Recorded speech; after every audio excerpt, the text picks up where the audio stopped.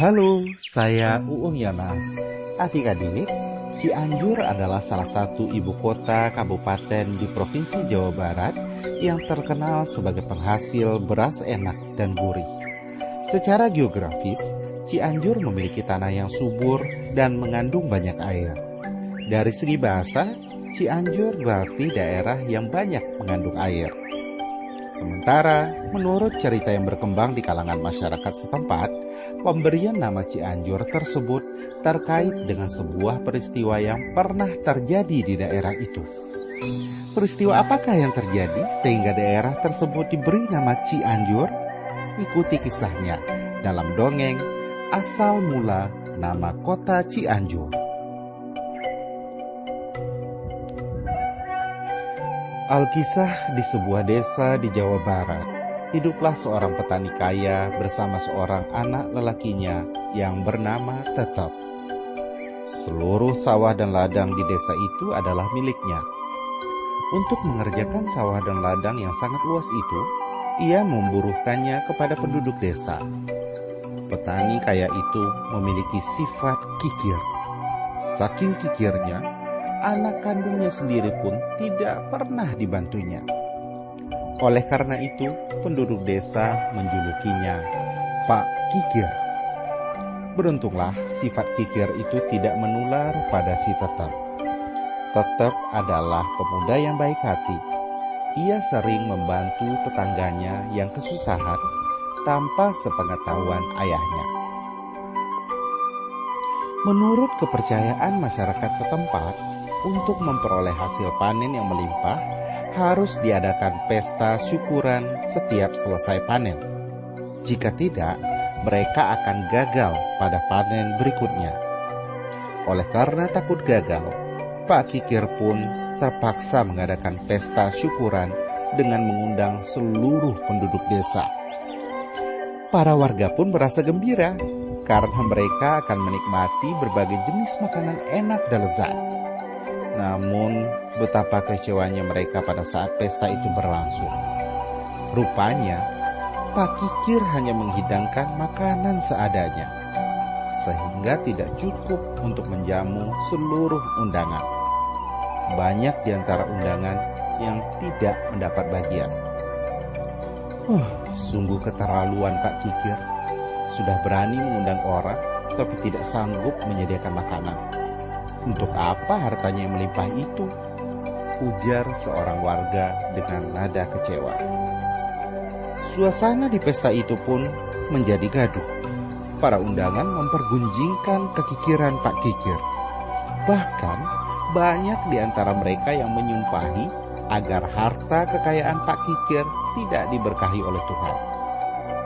Di tengah-tengah kegaduhan itu, tiba-tiba datanglah seorang nenek tua dan menghampiri Pak Kikir. Tuan, kasihanilah saya. Berilah hamba sesuap nasi. Sudah 2 hari hamba belum makan.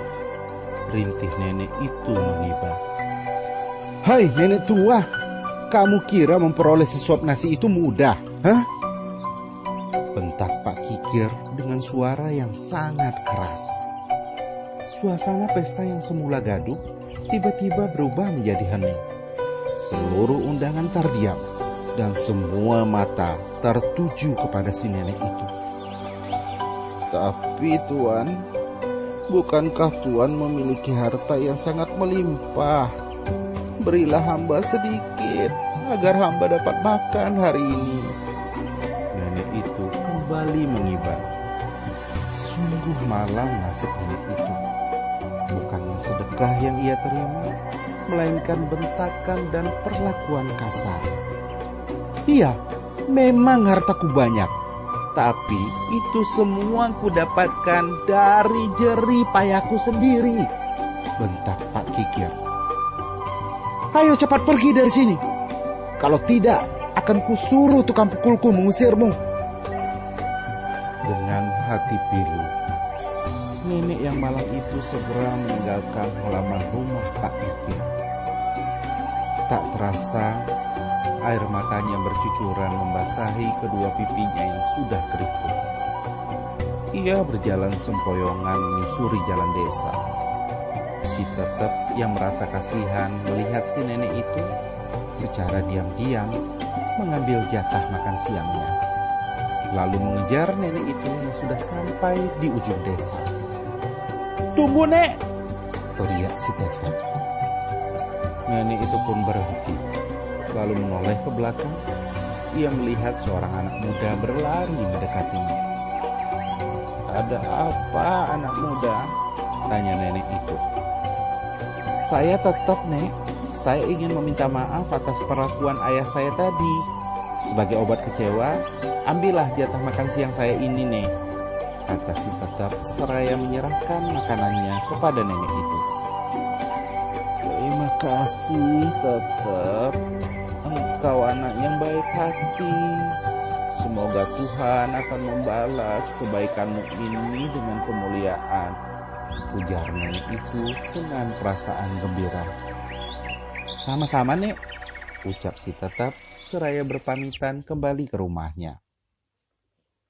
Setelah si Tetep pergi, nenek tua itu segera menyantap makanan itu, lalu kembali melanjutkan perjalanan menuju ke sebuah bukit di dekat desa.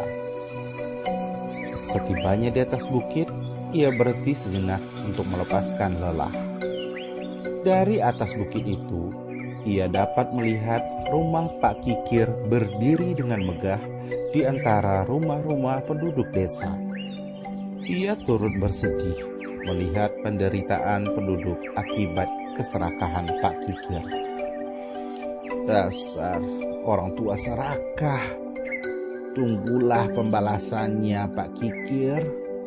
Tuhan akan menimpakan hukuman kepadamu. Keserakahan dan kekikiranmu akan menenggelamkanmu, ucap nenek itu.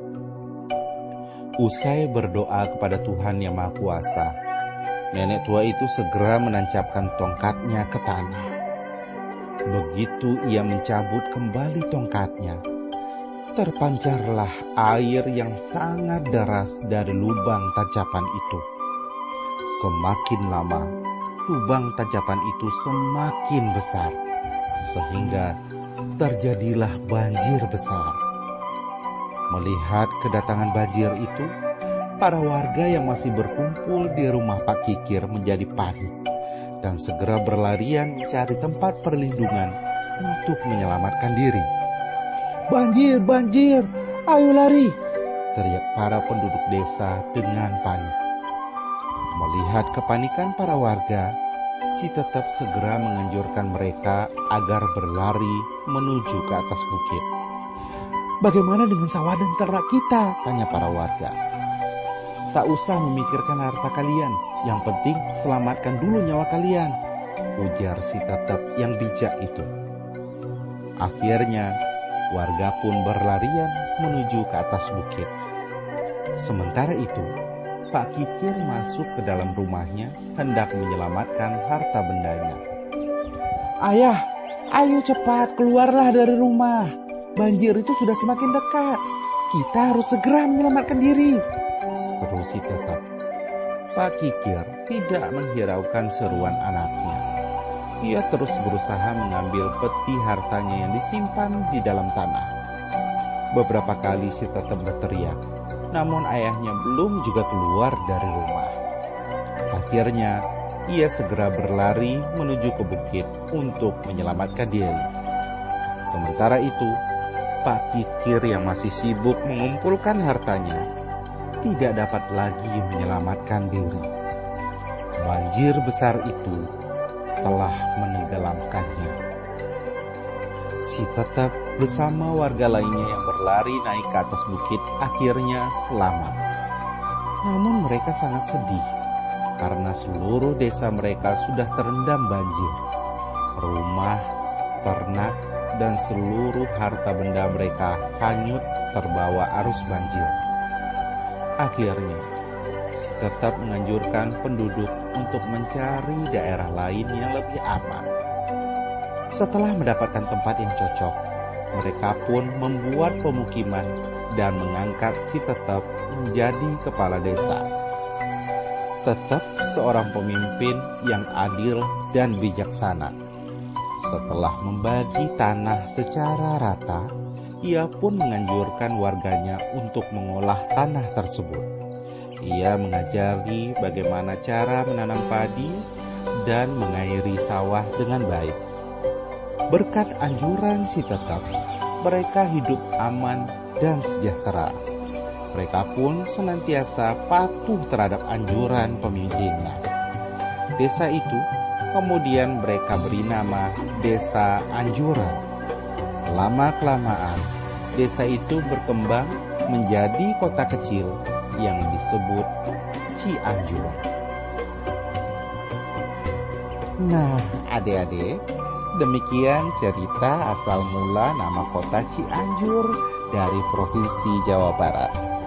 Hingga kini, selain dikenal sebagai kota santri dan penghasil beras wangi dan pulen, kota Cianjur juga dikenal sebagai penghasil manisan dan makanan ringan lainnya seperti tauco. Pelajaran yang dapat dipetik dari cerita tadi adalah bahwa kekikiran dan keserakahan terhadap harta benda dapat menyebabkan seorang celaka. Dikatakan dalam tunjuk ajar Melayu, apa tanda orang terkutuk? Terhadap harta dia kemaru. Saya Uung Yonas, sampai jumpa di dongeng berikutnya.